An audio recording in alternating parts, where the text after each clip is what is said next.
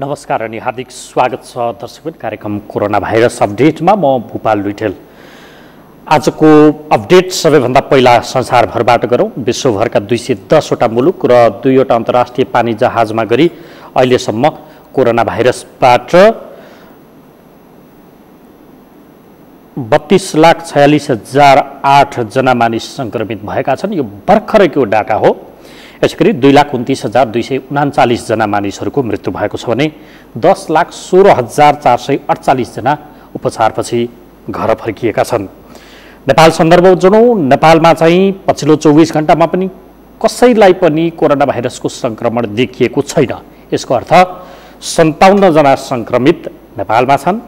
त्यसमध्ये 16 जना निको भएर घर फर्किएका छन् भने 41 जनाको उपचार भइरहेको छ। ती 41 जनामा विराटनगरमा, धनगढीमा, वीरगञ्ज र भरतपुरमा उपचार भइरहेको स्वास्थ्य तथा जनसङ्ख्या मन्त्रालयले हामीलाई जानकारी दिएको अवस्था छ।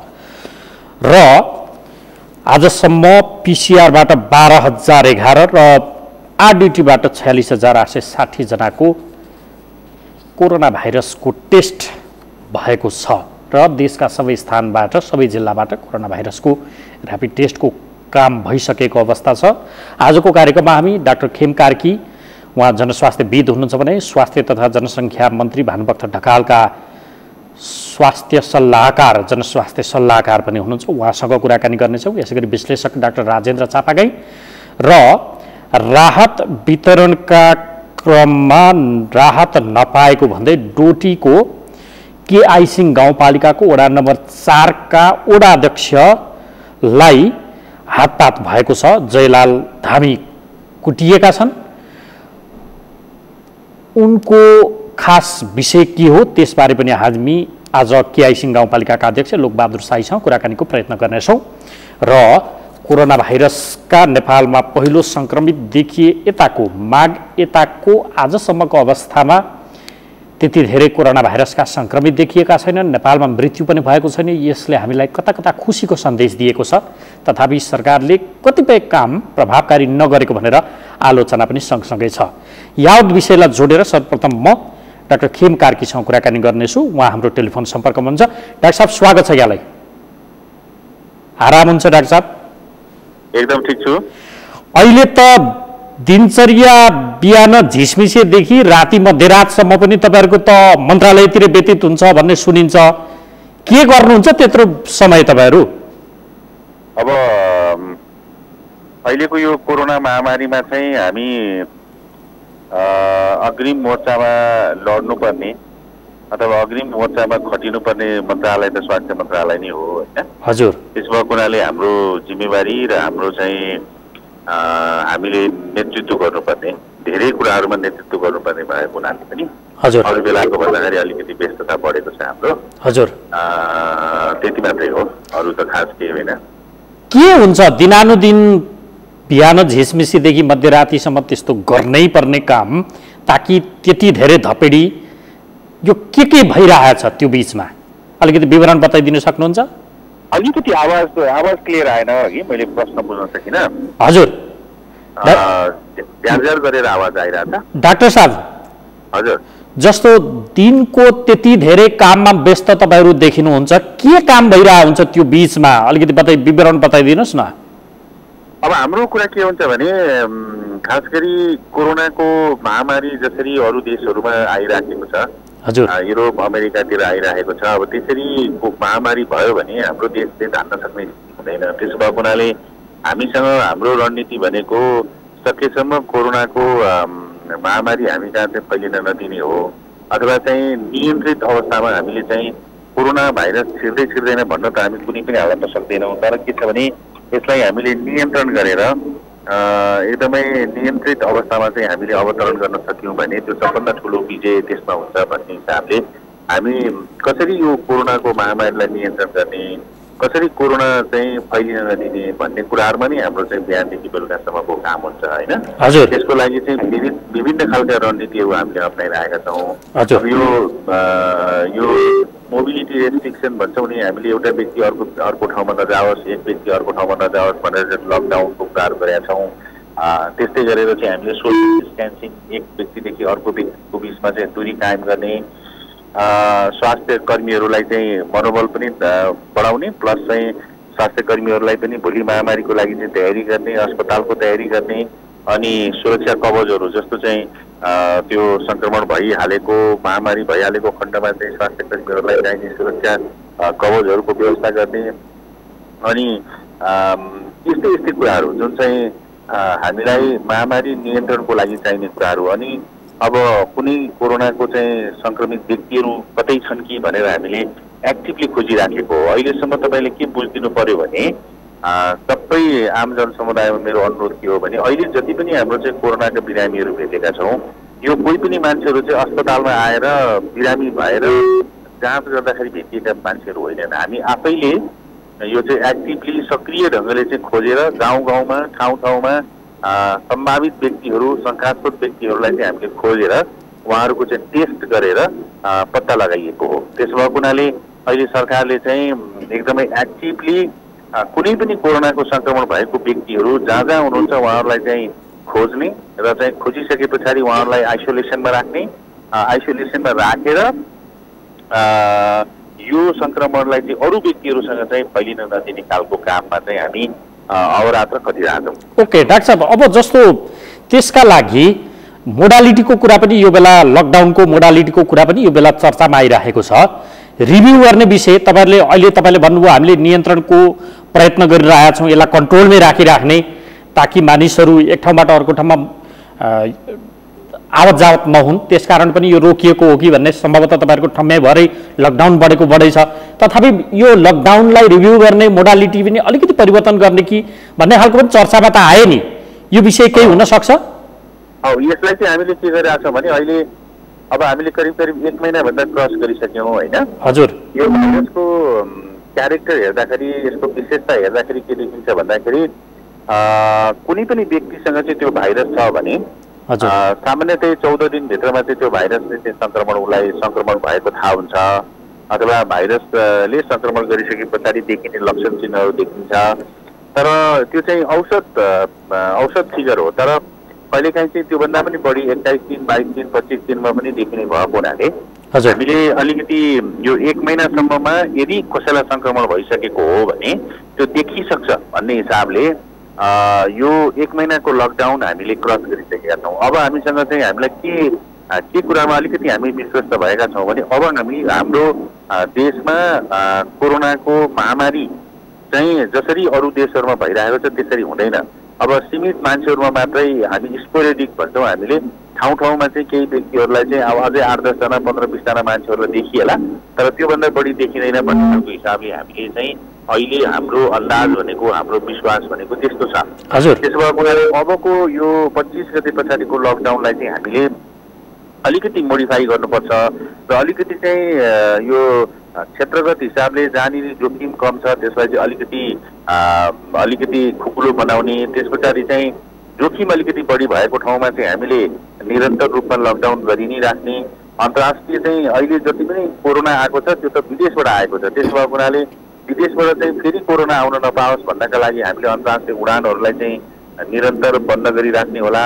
अनि बोर्डरहरूलाई चाहिँ हामीले अझ बढी चाहिँ टाइट सिल गर्नुपर्छ भन्ने हिसाबले बोर्डरहरूबाट चाहिँ हाम्रो चाहिँ आवत जावत चाहिँ नेपाली दाजुभाइहरू भारततिरबाट पनि आउने र भारतीयहरू पनि नेपालबाट चाहिँ उता जाने खालको कुराहरू थियो चलि नै राखेको छ। त्यसैले यसलाई अझ बढी टाइट गर्ने, त्यसो गर्दाखेरि चाहिँ हामीलाई चाहिँ कोरोनाको महामारी चाहिँ फैलिने कुराहरूबाट हामीले चाहिँ देशलाई जोगाउन सक्छौँ। सँगसँगै अब हामीले चाहिँ हाम्रो सामाजिक जीवन, आर्थिक जीवन र हरेक हिसाबले पनि हामीलाई अब चाहिँ अप्ठ्यारो पर्दै गइरहेको छ। त्यसो भएको हुनाले यसलाई अलिकति हामीले चाहिँ मोडालिटीमा अलिकति फरकपन ल्याउनुपर्छ भनेर हाम्रा छलफलहरू बहसहरू सुरु भइसकेका छन्। भनेको अबको 25 गते पछाडिको लकडाउनको मोडालिटी परिवर्तन हुँदैछ, रिभ्यू भएर त्यही अनुसारको कार्यान्वयन गर्ने तयारी छ।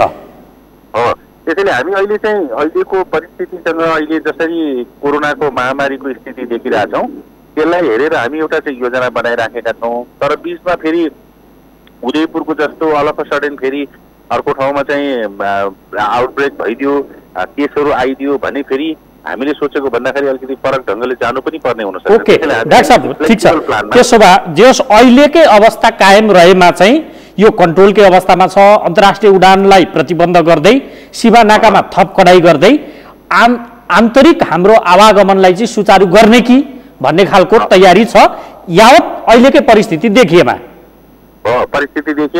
र त्यो पनि एकदमै क्रमशः एकैचोटि सबै चिज वाक्कै खोल्ने होइन, तर क्रमशः हामीले चाहिँ यसलाई खोल्दै उच्च जोखिम, जोखिम अथवा कम जोखिम भनेर क्याटेगोरी गरेर त्यो हुन सक्छ। ओके यो भयो। अब अर्को यति नै बेला हामी नियन्त्रित अवस्थामा छौँ भनेर उत्साहित हुँदै गर्दा डाक्टर साहब जनवरीको 20 मा हो क्या पहिलो पटक अमेरिकामा कोरोना भाइरसको संक्रमित देखिएको। त्यस यताको आजको दिन जनवरी 20 मा त राष्ट्रपति डोनाल्ड ट्रम्पले केही छैन भनेर त्यसलाई उडाए जस्तो गरेको अवस्था थियो। आज अमेरिका सबैभन्दा बढ्ता हटस्पट नि त्यही भएको छ, यो इपिसेन्टरै त्यही भएको अवस्था देखिन्छ। भनेपछि हामी जनवरीको 9 मा होइन हाम्रोमा पहिलो देखिएको, जनवरीको 9 मा हाम्रो पहिलो देखियो। आज हामी अब मे 1 भनौँ न, अब मे लगभग अप्रिल पनि सकियो, मे 1 को अवस्थामा 57 जनाको अवस्थामा छौँ भने त यसको त साइकल इफेक्ट, इन्फेक्टेड मानिसहरूको सङ्ख्या त अझै बढ्न सक्ने खालको। अब हामी तपाईँले भने जस्तो जोखिम आदि इत्यादि मूल्याङ्कन गरेर फेरि लकडाउन खुकुलो बनाएर भए यही निर्णय भोलि अवगाल हुन सक्ने तर्फको चाहिँ कतिको सचेतना छ, कतिको सतर्क छौँ? अब यो चाहिँ कस्तो छ भने यदि अब यो अमेरिकाको जस्तो किनकि अमेरिकाले पनि त्यो बेला पछाडि प्रतिबन्ध लगाए पछाडि देखिएको अवस्था हो नि त अहिलेको त। हो ठिकै कुरा हो, तर अमेरिका र हामीमा चाहिँ कस्तो छ भने अमेरिकाले लिएको रणनीति हजुर कोरोनाको महामारीको नियन्त्रणमा लिएको रणनीति र हामीले लिएको रणनीति चाहिँ कम्प्लिटली फरक छ। हजुर हामीले चाहिँ हामीसँग साधन स्रोतै छैन हजुर र सकेसम्म हामीलाई चाहिँ महामारी हुन दिनु हुँदैन, कोरोनाको संक्रमण हुन दिनु हुँदैन भन्ने चाहिँ मान्यतामा हामीले चाहिँ त्यो खालको रणनीतिहरू तयार गर्यौँ। तर अमेरिकाले त के भन्यो भने म त एकदमै शक्ति सम्पन्न देश हो, म कहाँ यो कोरोनाले केही फरक पार्दैन, मेरो चाहिँ सिस्टमहरू एकदम ठिक छ, सबै कुराहरू ठिक छ भन्ने हिसाबले उहाँहरूले अलिकति खुकुलो ढङ्गले चाहिँ लिनुभयो।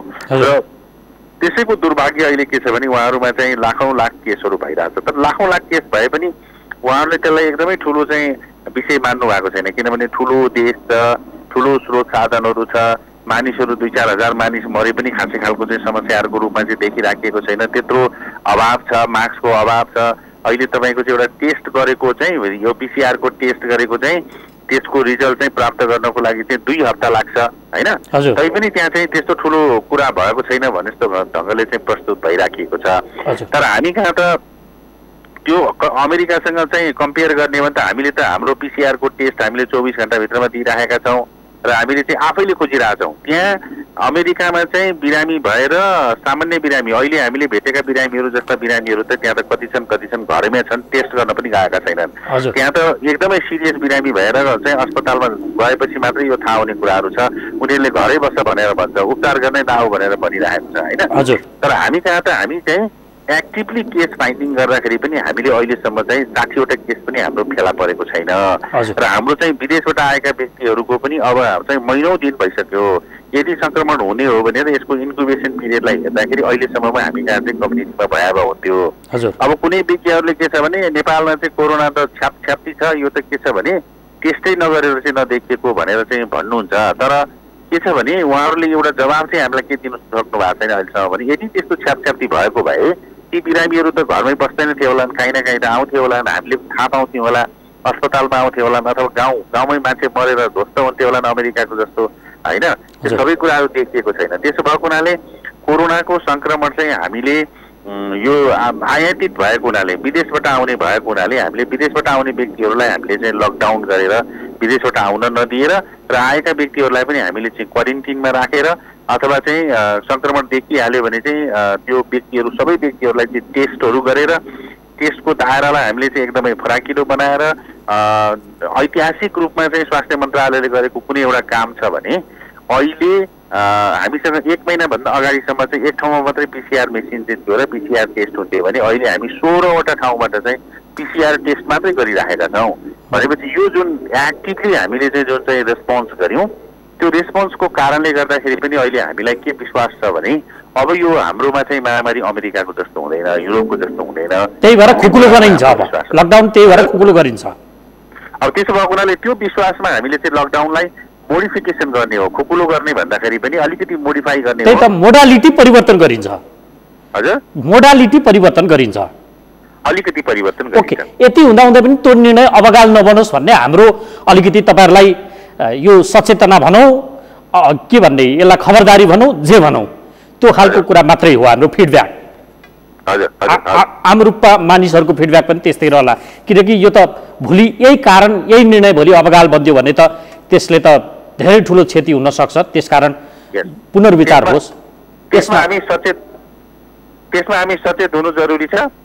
सँगसँगै चाहिँ हामीले चाहिँ हाम्रो स्वास्थ्यका प्रणालीहरूलाई त्यही ढङ्गले चाहिँ स्ट्रेन्थेन गर्ने, बलियो बनाउने र हामीलाई चाहिँ चाहिने स्रोत साधनहरू स्वास्थ्य कर्मीहरूलाई चाहिने, त्यस पछाडि चाहिँ बिरामीलाई चाहिने र अलिकति चाहिँ यो महामारी बढ्दै गयो भने हामीलाई अरू खालको औषधिहरूको अभाव हुन्छ, त्यसको स्टेक पाइल गर्ने, बफर चाहिँ स्टक्सहरू राख्ने, यो खालको तयारी पनि हामीले चाहिँ व्यापक रूपमा गरिरहेछौँ। र अहिले चाहिँ हामी बफर स्टक्सहरू भोलिलाई यदि महामारी भइहाल्यो भने पनि त्यसको लागि चाहिने खालको चाहिँ बफर स्टक्सहरू र कोभिड भन्दाखेरि अरू बिरामीहरूलाई पनि चाहिने उपचारको लागि चाहिने औषधिहरू र विभिन्न अरू चाहिँ औषधिजन्य सामग्रीहरू को जो गर्ने हिसाबले पनि हामी चाहिँ लागिरहेछौँ। ओके डाक्टर साहब, अब अघि तपाईँले प्रसङ्गवश कुरा ल्याउनु भयो। कतिपय विज्ञहरूले त नेपालमा छ्याप्ती कोरोना भाइरसका बिरामी छन्, तिनीहरूको टेस्टै गरिएर त्यसकारण यो भइरहेछ भनेर दाबी गरेको अथवा आरोप लगाएको पनि भन्नुभयो।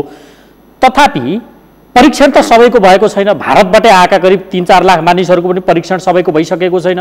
पश्चिममा हेर्नुहोस् भनेपछि ती मानिसहरूको परीक्षण जरुरी छ कि छैन? अझै धारचुलाबाट मानिसहरू त आएका छन्, तथापि तिनीहरूमा परीक्षण गर्दाखेरिको ऱ्यापिड टेस्टमा नतिजा पोजिटिभ देखिएको छैन। तर ऱ्यापिड टेस्ट आफैमा त भरफल त छैन भनेर तपाईँहरू जस्तै विज्ञ भनिराख्नु भएको छ।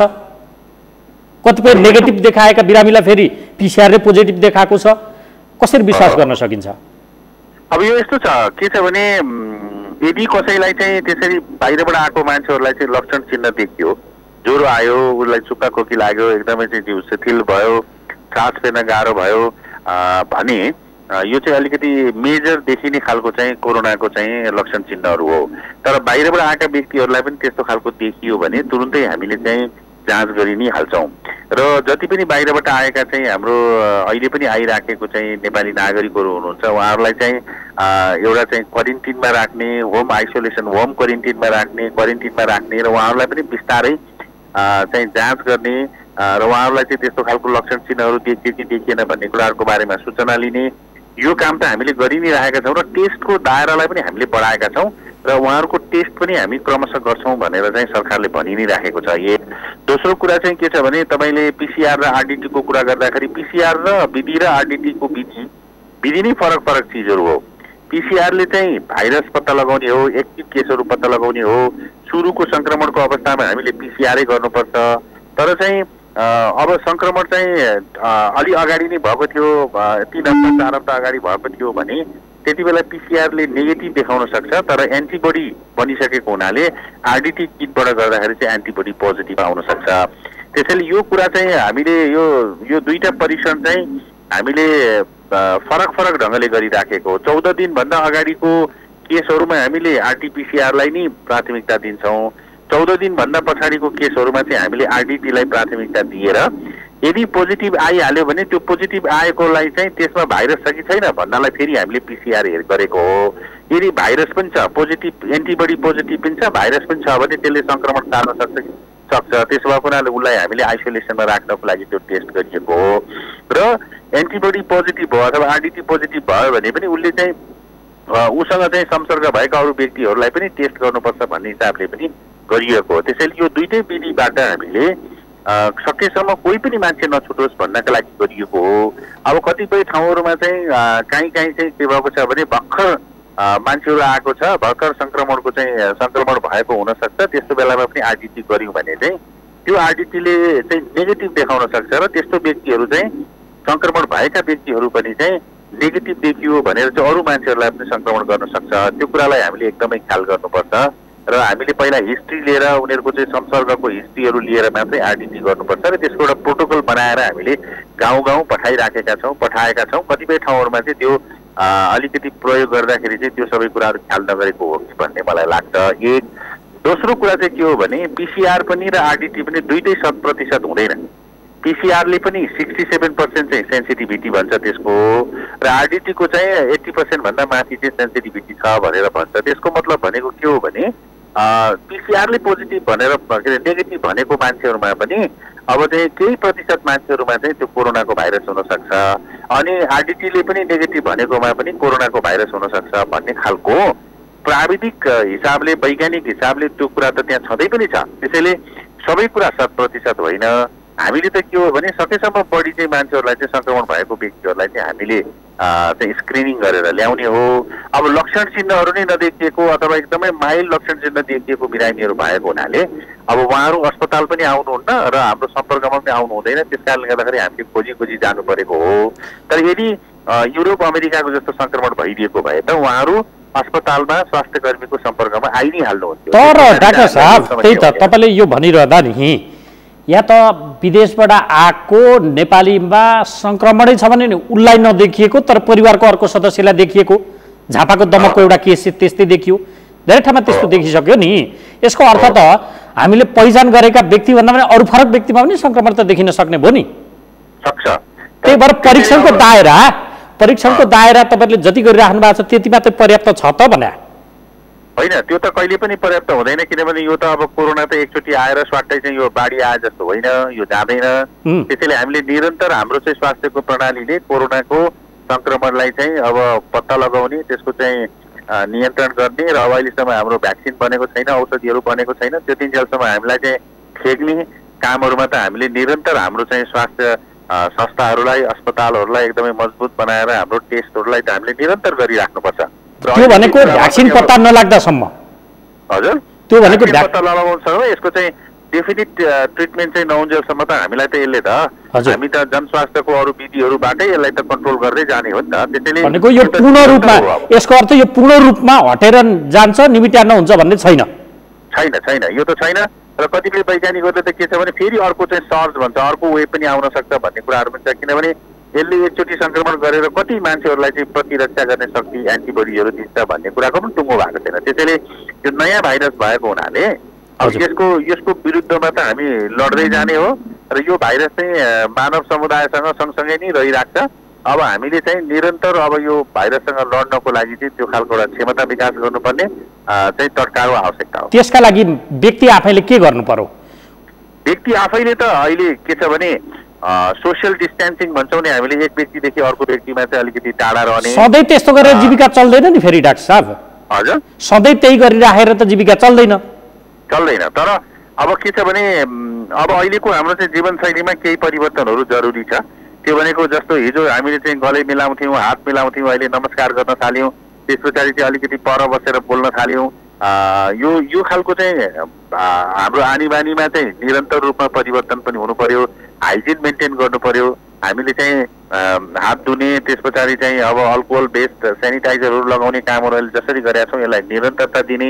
र अब सङ्क्रमण भइहाल्यो भने पनि अहिलेसम्मको हाम्रो चाहिँ के छ भने 97% मान्छेहरूलाई चाहिँ सङ्क्रमण भए पनि उनीहरूलाई चाहिँ सामान्य खालको चाहिँ सङ्क्रमण हुन्छ र ठिक हुन्छ। खालि 3% मान्छेहरूलाई मात्र चाहिँ सिरियस बनाउने, साह्रो बनाउने भएको हुनाले अब सङ्क्रमण अब कम्युनिटीमा चाहिँ माइल्ड टाइपको सङ्क्रमणहरू भयो भने त्यसले चाहिँ कम्युनिटीमा अरू प्रतिरक्षा गर्ने शक्ति पनि विकास गर्छ।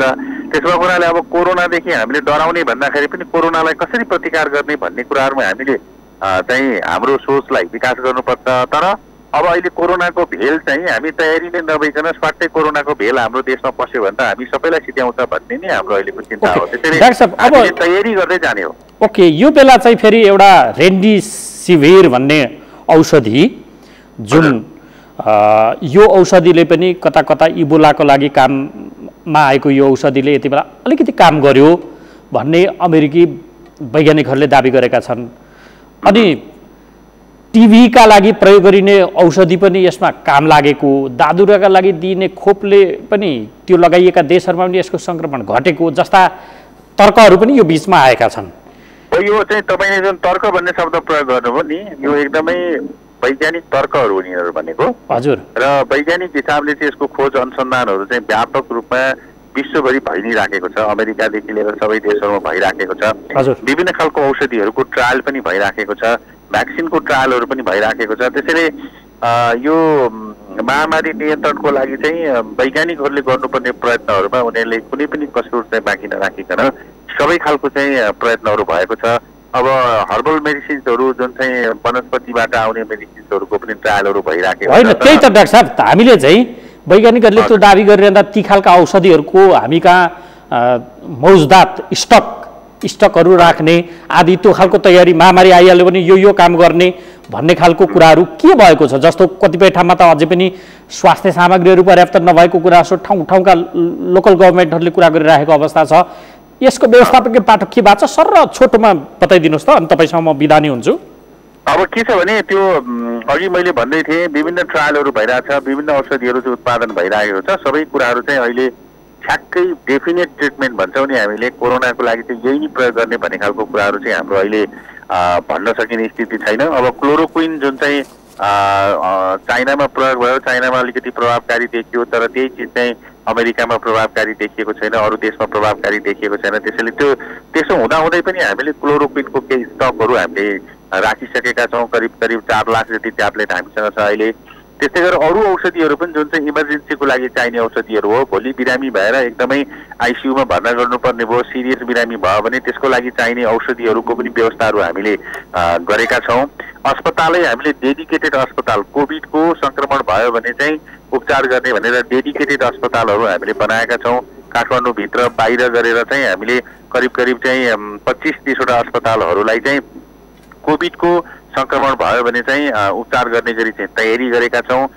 त्योसँग सम्बन्धित औषधिहरू, त्यसलाई चाहिने चाहिँ सबै चिजहरूको व्यवस्थापनहरू चाहिँ हामीले गरिराखेका छौँ। त्यसैले अहिले चाहिँ सरकारले यो पछिल्लो दिनमा 1-2 महिनाभित्रमा हामीले चाहिँ थुप्रै निर्देशिकाहरू बनाउने, गाइडलाइन बनाउने, प्रोटोकल बनाउने मात्रै होइन, हामीले चाहिँ संरचनागत हिसाबले पनि मजबुत हुने, औषधिदेखि लिएर अरू स्टक्सहरू पनि बनाउने र अब स्वास्थ्य कर्मीहरूलाई चाहिने सुरक्षा कवचहरूको पनि चाहिँ हामीले व्यवस्थापन गर्ने कुराहरू हामीले गरिराखेका छौँ। तर एउटा कुरा हामीले ख्याल गर्नुपर्ने कुरा के छ भने यो महामारी संसारभरि भएको हुनाले र जस्तो पिपी भन्छौँ नि हामीले, पर्सनल प्रोटेक्टिभ इक्विपमेन्ट जस्ता सामानहरू चाहिँ हाम्रो नेपालमै नबन्ने भएको हुनाले चाहिँ अहिले हाम्रो चाहिँ जति हामीले चाहिँ संसारभरिबाट खोजेर लिएर आएका छौँ त्यो स्टक चाहिँ यदि महामारी भइहाल्यो भने चाहिँ हामीलाई चाहिँ अहिले स्टक ल्याइहाल्यो, अब फेरि खोज्नु पर्दैन भन्ने छैन। हामीलाई यो निरन्तर यो सामग्रीहरूको चाहिँ परिपूर्ति आपूर्तिहरू गरिराख्नुपर्छ। त्यसैले हाम्रो योजना के छ भने निरन्तर रूपमा चाहिँ यसको सामग्रीहरूको आपूर्ति गर्ने खालको ढङ्गले पनि योजनाहरू बनाइएको छ। हवस् डाक्टर साहब, जानकारी दिनुभयो, तपाईँलाई धेरै धेरै धन्यवाद। हस्, यहाँलाई पनि धेरै धेरै धन्यवाद। उहाँ हुनुहुन्थ्यो जनस्वास्थ्यविद डाक्टर खेम कार्की। उहाँ स्वास्थ्य तथा जनसङ्ख्या मन्त्री भानुभक्त ढकालका जनस्वास्थ्य विज्ञ पनि हुनुहुन्थ्यो, अर्थात् स्वास्थ्य मन्त्रालयका स्वास्थ्य सल्लाहकार। उहाँले दिएको जानकारी अनुसार 25 गते पछाडि अहिलेकै अवस्था, यही अवस्था कायम रहेमा कोरोना भाइरसका कारण लगाइएको लकडाउन नेपालमा जुन 1 महिनाभन्दा बढीदेखि जारी छ त्यसको मोडालिटी परिवर्तन हुन सक्छ। अलिकति परिवर्तन भन्नाले जोखिम, उच्च जोखिम र कम जोखिमको क्षेत्र निर्धारण गरेर आवत जावतलाई अलिकति सहज बनाउने कि भन्ने बारेको तयारी पनि भइरहेको छ र अहिलेको अवस्था कायम रहे त्यो पक्कापक्की हुने उहाँले बताउनु भएको छ। र अब हामी डाक्टर राजेन्द्र चापागाई विश्लेषक हुनुहुन्छ, उहाँसँग कुराकानी गर्नेछौँ। उहाँले चाहिँ नेपालमा कोरोना भाइरसको सङ्क्रमण नियन्त्रणकै अवस्थामा रहनुपर्ने कारणहरू, नेपालीहरूलाई यसको सङ्क्रमण कम देखिनुपर्ने कारणहरू, संसारका हेल्थ र्याङ्कमा अग्र स्थानमा रहेका मुलुकहरू सङ्क्रमितको अवस्था वात्तै बढ्नु, तर नेपाल जस्ता पुवर हेल्थ र्याङ्क भएका मुलुकहरूमा यस सङ्क्रमणले खासै ठुलो असर नपार्नुका सम्भावित कारणहरू के हुन सक्छन्, ती कारणहरूको उहाँले अध्ययन गर्नुभएको छ। त्यो बारेमा हामी बुझ्ने प्रयत्न गर्दैछौँ। त्यसका लागि हामीसँग सम्पर्कमा हुनुहुन्छ विश्लेषक डाक्टर राजेन्द्र चापागाई। स्वागत छ डाक्टर साहब यहाँलाई। हस्, धन्यवाद। पृष्ठभूमि मैले बताएँ, फटाफट नै गर्नुपर्ने हुन्छ। तपाईँले गरेको अध्ययन, जे खालको तपाईँले अध्ययन गर्नुभयो यो कोरोना भाइरसको सङ्क्रमण फैलिएपछि हाम्रो र अन्य मुलुक जहाँ बढी फैलिएको छ र हामी जस्ता मुलुकहरू जहाँ कम फैलिएको छ, यसको मतलब यो होइन कि हामी धेरै फैलिनु पर्थ्यो भन्ने होइन, हामी के कारण नियन्त्रण गर्न सफल भइराखेका छौँ भन्ने कुरा खोज्नु पर्यो भने सम्भावित कारणहरू यो यो यो यो हुन सक्छ भनेर तपाईँले गरेको अध्ययनले के बताउँछ त्यो बताइदिनुहोस् त डाक्टर साहब। धन्यवाद। यो अब करिब करिब हामीको जुन सङ्क्रमण गति हो त्यो चाहिँ एकदमै स्लो देखिएको छ। पिसिआरबाट परीक्षण गर्दा पनि आजसम्मको हेल्थ मिनिस्टरले बताए अनुसार 12,011 त्यो गरेको छ। आइडिटीबाट चाहिँ 46,860 गऱ्यो होइन। सङ्क्रमणै नदेखिएको 11,954 भइसक्यो। हामीसँग सङ्क्रमित भनेको चाहिँ जम्मा अहिलेसम्म 57 छ। क्वारेन्टाइनमा जम्मा 23,336 जना छन्। आइसोलेसनमा जम्मा 80 जना छन् होइन। यो हेर्दाखेरि त हामीले हेऱ्यौँ भनेदेखि नि जस्तो कि स्पेनलाई ब्लुमबर्ग ग्लोबल हेल्थ इन्डेक्सले 2019 देखाए अनुसार स्पेन संसारको सबैभन्दा राम्रो देश स्वास्थ्यको दृष्टिकोणले। किन भन्दा हेल्थ रिस्क, किन ड्रिङ्किङ वाटर अनि न्युट्रिसन अनि कजेस अफ डेथ यी आदि कुरालाई मध्यनजर गरेर निकाल्दाखेरि चाहिँ स्पेनलाई सबैभन्दा राम्रो देश भनेर भन्यो, जसको स्कोरमै 92.75 दिएको छ। तर अहिले त्यो स्पेनमा 24,543 जनाले डेथ बेहोरिसकेका छन् स्पेनमा। भनेदेखि चाहिँ स्पेनमा चाहिँ अहिले टोटल केस चाहिँ 2,39,639 छ होइन। इटालीलाई चाहिँ दोस्रो नम्बरमा राखियो। दोस्रो नम्बरमा चाहिँ 91.59% चाहिँ स्कोर दिएको छ, जहाँ 27,682 जनाले मृत्युवरण गरिसकेका छन्। इटालीमै हेर्नुहुन्छ भनेदेखि इटालीमा चाहिँ 2,03,591 जना चाहिँ अहिले चाहिँ टोटल केस सङ्क्रमित भएका छन्। अब त्यस्तै गरेर भन्नुहुन्छ अब अमेरिकै हेर्नुहोस्। अमेरिका चाहिँ ऱ्याङ्किङमा त 35 नम्बरमा राखेको छ, उसको 83.5 छ उसको स्कोर पनि। तर अमेरिकाकै स्थिति हेर्नुहुन्छ त अमेरिकाले 1 नम्बरमा गयो। टोटल केस 10,64,836 छन् यो कोभिड वर्ल्ड मिटरले जनाएअनुसार आजसम्म, र मृत्यु चाहिँ 61,680 जनाको भएको छ। त्यस्तै गरेर यी देशहरू जसलाई विकसित भनिए, जसलाई सभ्य भनिए, जसलाई चाहिँ धेरै स्वास्थ्यमा केयरफुल भनियो, त्यो देशको रेसियोलाई हेर्दाखेरि युकेमै हेर्नुहुन्छ भने 26,097 मरिसकेका छन्। फ्रान्समा भन्नुहुन्छ भनेदेखि 24,087 मरिसकेका छन्, मृत्युवरण गरिसकेका छन्। भने यस्तो महाभारतभर फैलिएको अवस्थामा कतै यो साउथ एसिया नै बढी हाम्रो हावापानीले गर्दा, हाम्रो भूबनोटले गर्दाखेरि यो एसियन इन्डियन कन्टिनेन्ट जुन छ नि इन्डियन कन्टिनेन्टमा नै कम भएको। इन्डिया नै भन्नुहुन्छ भनेदेखि 57 नम्बरमा राखेको छ 40.5 दिएर, तर इन्डियामै पनि कम छ अहिले। अब इन्डियाकै पनि मृत्युदर भन्ने हो भनेदेखि इन्डिया त भन्दा साउथ एसियामा इन्डिया बढी नै भयो। 33,710 जना सङ्क्रमित छन्, मृत्यु 1,079 जनाको भएको छ। साउथ एसियामै हेर्नुहुन्छ भने इन्डिया सबभन्दा माथि भनेको, जसमा 1,079 जनाको मृत्यु भएको छ। 33,000 चाहिँ छन् सङ्क्रमित। त्यसपछि चाहिँ 2 नम्बरमा पर्न जान्छ पाकिस्तान, जहाँ 16,117 जना छन् सङ्क्रमित, मृत्यु जम्मा 356 जनाको भएको छ। तेस्रो नम्बरमा बङ्गलादेश छ, 7,667 जना छन् सङ्क्रमित, मृत्यु 168 जनाको भएको छ। श्रीलङ्का चौथो नम्बरमा आउँछ, जहाँ चाहिँ 653 जना सङ्क्रमित छन्। अहिलेसम्म चाहिँ डेथ भनेको चाहिँ 7 जनाको मात्रै छ। अब नेपालमा जम्मा 57 जना सङ्क्रमित देखिएको छ र अहिले चाहिँ डेथ चाहिँ छैन। यो चाहिँ अहिलेसम्म हामीले त्यो क्याजुअलिटी हेर्नु परेको छैन। हुन त अब भुटान छ सबभन्दा कम भएको छ, जो टोटल सङ्क्रमित चाहिँ 7 जना छन्, त्यहाँ पनि डेथ भएको छैन। नेपालमा 57 जनामा देखिएको छ, तर पनि we don't have any death casualty हामीसँग छैन। यसले देखाउँदाखेरि चाहिँ हामी मात्रै नभएर इन्डियन कन्टिनेन्ट हाम्रो डाक्टर साहब हाम्रो स्टाटस हेल्थ रिचको हिसाबले हाम्रो स्टाटस के हो? जो तपाईँले विकसित देशहरूको स्टाटस त बताउनु भयो, के कारण हामी जोग्यौँ त? त्यो कारण चाहिँ के हुन्छ भन्दाखेरि चाहिँ हाम्रो स्टाटस के हो त? हाम्रो स्टाटस तपाईँले र्याङ्कको कुरा गरिराख्नु भएको थियो नि। हजुर, त्यो र्याङ्कमा हामी कहाँ छौँ? हाम्रो नेपालको र्याङ्कमा चाहिँ नेपाल चाहिँ 111औं स्थानमा छ। ओहो, 111 35.1। पाकिस्तान हामीभन्दा माथि छ। 111औं अवस्थामा रहेको नेपाल सङ्क्रमणको यो जोखिमलाई लगभग अन्डर कन्ट्रोलको अवस्थामा त राख्न सफल भएको छ नि। यो अझै भयो। पाकिस्तान त्यसैले पनि हेर्नुहोस् न, पाकिस्तान चाहिँ 105औं स्थानमा छ। यसको अर्थ हामी के कारण सफल भएका होलाौँ? सम्भावित कारणहरू बताउनु पर्यो भने के हुन सक्छ डाक्टर साहब? अब यसका लागि के हुन्छ भनेदेखि भोपालजी मलाई लागेको हामी विकसित देशहरू यो विकसनमुख देशहरू चाहिँ प्राय सरसेवामा त्यति ख्याल गर्दैनन्। सरसेवामा ख्याल गर्दैनन् किनकि चेतना पनि हुँदैन।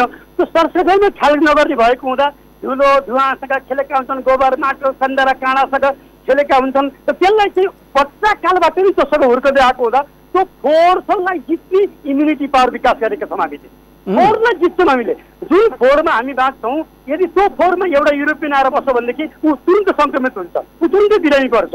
मलाई सम्झना छ, मेरो गाउँमा एकजना चाहिँ यस्तो आउनुभएको थियो, यो अमेरिकाबाट मेरिना भन्ने, उहाँले चाहिँ त्यहाँ धाराको पानी खानुभयो, उहाँ बिरामी परिहाल्नुभयो। जबकि हामीले त्यही धाराको पानी सधैँ काँचो पानी पिएर बस्यौँ, हामीले पचायौँ त्यो पानीलाई, उहाँले पचाउन सक्नु भएन। यसकारण हामीसँग त इम्युनिटी पावर बढी छ भन्ने मलाई लाग्छ। अनि अर्को कुरा भन्नुहुन्छ भनेदेखि यो रुगाखोकी पनि एक खालको फ्लू त हो नि, भाइरस त हो नि, तर हामीले रुगाखोकीमा औषधि प्रयोग गर्दैनौँ सर। हत्तपत्त औषधि प्रयोग सहरमै पनि गरिँदैन। हामीले सकेसम्म यो रुगालाई माइनर, रुगाखोकी माइनर डिजिज भन्छौँ, यसमा तातो पानी नि खाएर हामीले निको पारिदिन्छौँ।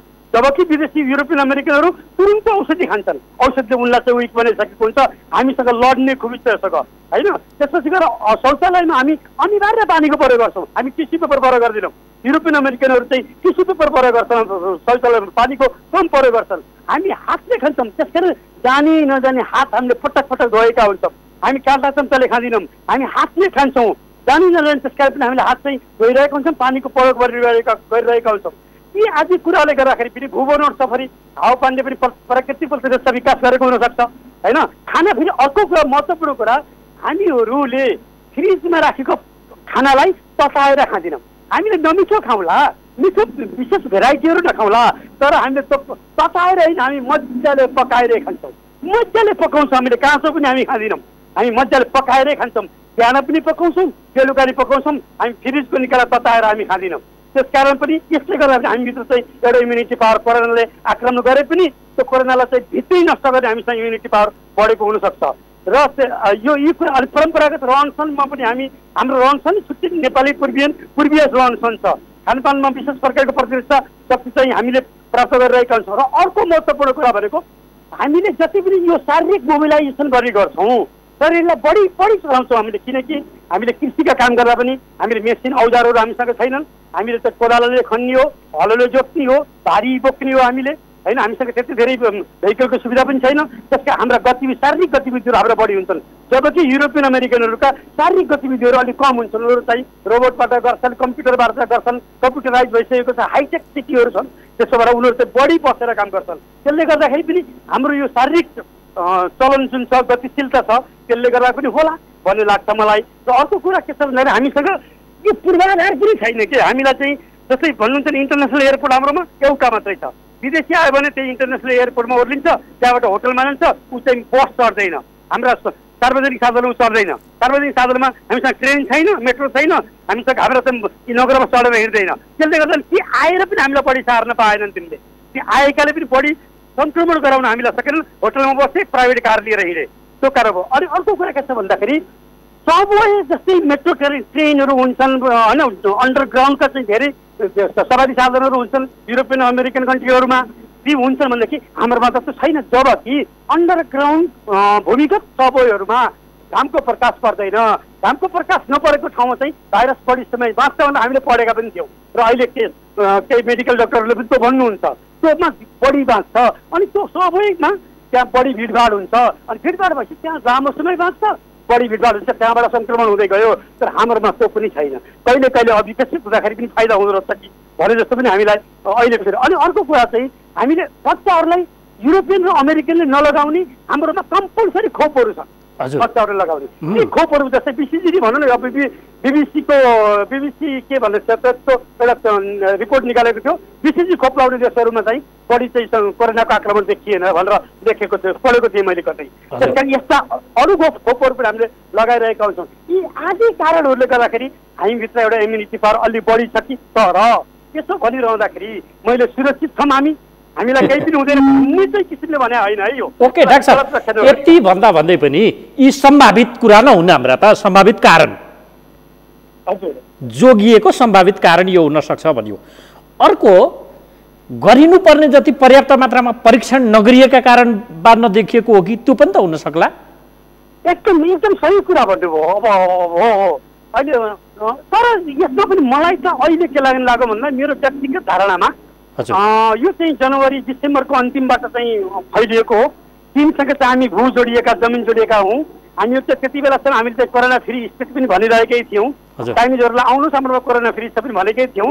त्यो बेला त टुरिस्टहरू आउने क्रम पनि रोकिएको थिएन, आइरहेका थिए। चैत्र 10 गतेभन्दा अगाडि चाहिँ यहाँ आवाज जावत चलिरहेकै थियो। हामी कोरोना फ्री नि भनेर बकाइदा भनिरहेका थियौँ। त्यसकारण पनि अब त्यति बेला सङ्क्रमण भएर सरिसकेको कुरा हाम्रो पावरले काम नगरेको भनेदेखि त अब त करिब करिब जनवरीदेखि अहिलेसम्म त केही न केही क्याजुअलिटी त हुनुपर्छ नि, केही न केही सङ्क्रमणको मात्रा बढ्नुपर्छ नि, होइन र? ल चेक भएन ल मानौँ, चेक नभएपछि कहिले चेक गर्छ र बिरामी हुन्छु भनेर त मान्छे बसेको हुँदैन नि। कहिले चेक गर्छ र कहिले चेक गर्छ मेरो, त्यो चेक गरेपछि बल्ल म सङ्क्रमण गरेर बिरामी पर्छु भनेर बसेको त हुन्न। भने चेकै नभएपछि त मान्छे मरेको क्याजुअलिटीहरू त आउनु पर्ने हो नि त। त्यति धेरै चाहिँ सुनिएको छैन, थाहा पाइएको पनि छैन, त्यसकारण त्यति धेरै फैलिएको छैन भन्ने जस्तो मलाई लाग्छ। तर यसो भनिरहँदाखेरि हामी टोटल फ्री चाहिँ छैनौँ। कतै कतै यो भुसको आगो बनेर बसिरहेको, कतै कतै भुसको आगो बनेर बसिरहेको बेला अचानक चाहिँ मकैका फुला उठे चाहिँ फटक्क पड्कँदै हिँड्ने हो कि, यो चाहिँ खतरा त छ अहिले।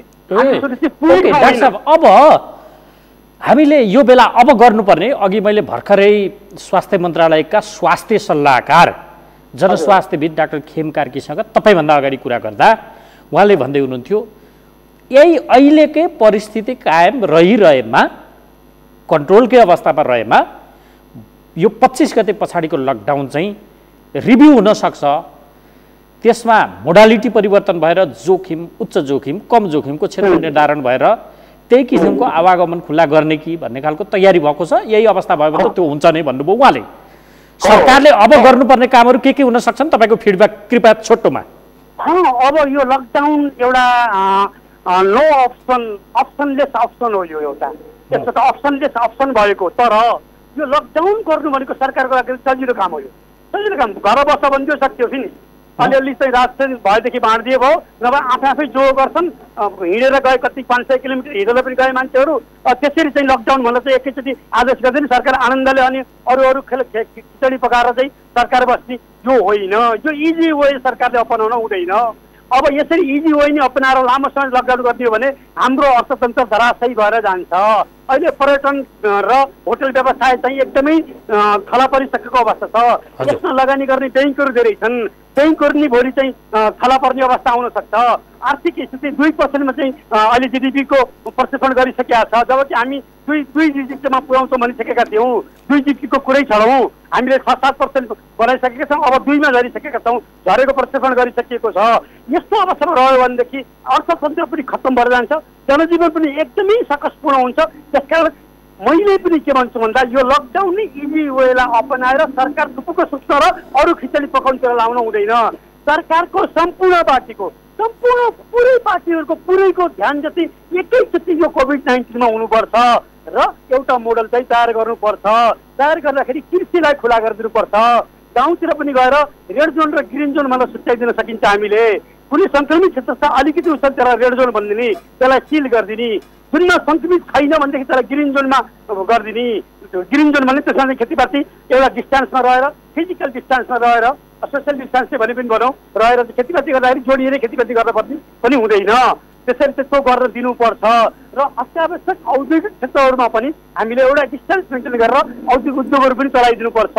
सीमा नाकाहरू चाहिँ टोटल बन्द गर्नुपर्छ। हामीले अहिले हाम्रो यहाँको सङ्क्रमणको स्थिति विशेषतः चाहिँ भारतमा भर पर्छ, किनकि हाम्रो सम्पूर्ण कुरो भारतसँग लेनदेन, सबै कुरा आवाज जावल धेरै कुरा भारतसँग छ।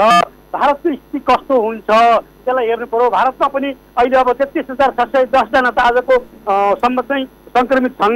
मृत्यु नै 1079 जनाको त मृत्यु भइसकेको छ। त्यहाँ घट्दो छैन, बढ्दै तर बढाइ पनि युरोप अमेरिका जस्तो बढाइ चाहिँ छैन है। फेरि त्यो चाहिँ छैन, एकदम धिमा खालको बढाइ छ। त्यो त बाबा 1 अरब 38 करोड जनसङ्ख्या भएको ठाउँ हो नि त भारत भनेको त ठुलो देश हो नि। 1 अरब 38 करोड भएको ठाउँमा चाहिँ जम्मा चाहिँ 1079 जनाको चाहिँ मृत्यु भएको छ, 33,000 सङ्क्रमित भएका छन्। त्यो रेसियो हेर्ने भने त्यो पनि ठुलो रेसियो होइन। यद्यपि भारतमा एकदमै फैलियो भनेदेखि त्यसको असर नेपालमा पर्छ। त्यसकारण भारतसँग जोडिएका सीमाहरू टाइट सिल गर्नुपर्छ, सिल गरिदिनुपर्छ। सहरमा पनि काठमाडौँकै हकमा भन्नुहुन्छ भने पनि मैले के भन्छु त मेरो विचारमा बिजी सिटीहरूलाई लक गरिदिने। बिजी जो जहाँ बढी मान्छेको भिडभाड हुन्छ ती बिजी स्पेसली भन्यो भने न्यू के अरे यो रिङ रोडभन्दा भित्रपट्टिका ठाउँहरूलाई विश्व त चल अलि क्लोज गरिदिने। रिङ रोडभन्दा बाहिरका ठाउँहरू बढी क्षतियोग्य पनि छन्, रिङ रोडभन्दा बाहिरका ठाउँहरूलाई अलिक त लुज गरिदिने, त्यो मोडालिटी त्यसै ल्याउनु पर्छ। होइन भनेदेखि त धराशयी हुन्छ। हेर्नुहोस् अब त मिडल इस्टबाट पनि धेरै युवाहरू फर्केर आउँदैछन्, अब युरोप अमेरिकाबाट पनि धेरैजना फर्केर आउँदैछन् होइन, आइसकेका पनि छन्, आउँदैछन्। अब केही समय उनीहरूमा पनि बेरोजगारीको समस्या आएको छ, हामीसँग कामदार माग्नेवाला उनीहरू पनि छैनन्। यस्तो अवस्थामा चाहिँ युवाहरूलाई पनि रोजगारीमा लगाउनु पर्ने हुन्छ। अर्थतन्त्र चाहिँ धराशयी भएर गइसकेको छ। यी कुराले गरेर मोडल परिवर्तन गर्नै पर्छ। डाक्टर साहब, तपाईँको सुझावका लागि पनि तपाईँलाई धेरै धेरै धन्यवाद र यो समय र संवादका लागि पनि तपाईँलाई म धन्यवाद भन्छु। यहाँलाई पनि धेरै हुनुहुन्थ्यो डाक्टर राजेन्द्र चापागाई। नेपालमा भाइरस सङ्क्रमण फैलन कम हुनु अर्थात् यसलाई नियन्त्रणका अवस्थामा राखिरहन सक्नु हाम्रो सफलता हो कि होइन, यदि हो भने सम्भावित कारणहरू के हुन् भन्ने सन्दर्भमा हामीलाई जानकारी दिँदै हुनुहुन्थ्यो। अब हामी अन्त्यमा छौँ कार्यक्रमको र यो बेला हामी यति बेला डोटीको केआई सिंह गाउँपालिकाका वडा नम्बर 4 का अध्यक्ष जयलाल धामीमाथि राहत वितरण गर्दा गर्दै कुटपिट भएको छ। उहाँलाई यो कुटपिटको प्रकरण के हो आदि इत्यादि विषयमा सोही गाउँपालिकाका अध्यक्ष लोकेन्द्र बहादुर शाहीसँग कुराकानीको प्रयत्न गर्दैछौँ। लोकेन्द्र बहादुर शाहीलाई हामीले सम्पर्कको प्रयत्न गरिरहेका छौँ। डोटीको केआई सिंह गाउँपालिकाका वडा नम्बर 4 का अध्यक्ष जयलाल धामीमाथि कुटपिट भएको र ती वडा अध्यक्षलाई वडा कार्यालयमा थुनिएको समेत घटना सार्वजनिक भएको थियो। केही व्यक्तिहरूले अचानक राहत वितरण गर्दा गर्दै उहाँमाथि हातपात गरे पछाडि यो विषय बाहिरिएको छ। आम रूपमा मानिसहरू कष्टकर जीवन लकडाउनका कारण व्यतीत गरिरहेका छन्, खान नपाएको अवस्थाका बीच आक्रोश पोखिएको हो या यो नियोजित घटना थियो, यो प्रकरणपछि के गरिएको छ यो विषय हामी बुझ्ने प्रयत्न छौँ र यहाँलाई जानकारी दिउँ। सरकारले 25 गते पछाडिको लकडाउनलाई अलिकति खुकुलो बनाउने हो कि भन्ने गृह कार्य गरेको जानकारी हामीलाई स्वास्थ्य मन्त्रालयका स्वास्थ्य विज्ञ जनस्वास्थ्यविद डाक्टर खेम कार्कीले दिनुभएको छ र केआई सिंह गाउँपालिकाका अध्यक्षसँग टेलिफोन सम्पर्क हुन सकिरहेको छैन र हामीसँग कार्यक्रमको निर्धारित समय पनि लगभग सकिएकाले हामी अर्को कुनै अङ्कमा यो विषयमा थप बुझ्ने प्रयत्न गर्नेछौँ र आजलाई भने अब हामी बिदा माग्छौँ। अर्को अङ्कमा फेरि तपाईँ हाम्रो भेट हुने नै छ। हामीलाई बिदा दिनुहोस्। नमस्कार।